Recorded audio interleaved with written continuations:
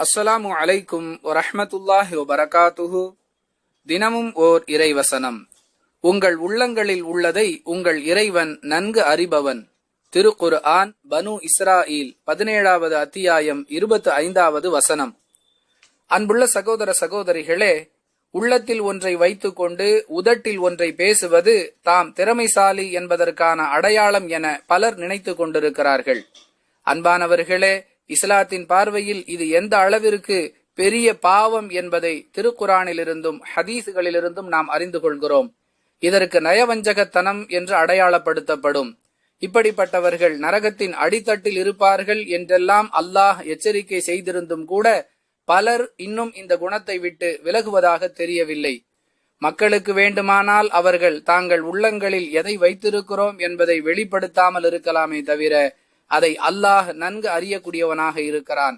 எனவேதான் அவர்களுக்குரிய தண்டனைகளை அல்லாஹ் கடுமையானவைகளாக ஏற்பாடு செய்து வைத்திருக்கிறான் என்பதை நாம் புரிந்து கொள்ள வேண்டும். வாஹிரு தஅவானா அனில் ஹம்துலில்லாஹி ரப்பில் ஆலமீன். அஸ்ஸலாமு அலைக்கும் வரஹ்மத்துல்லாஹி வபரகாத்துஹு.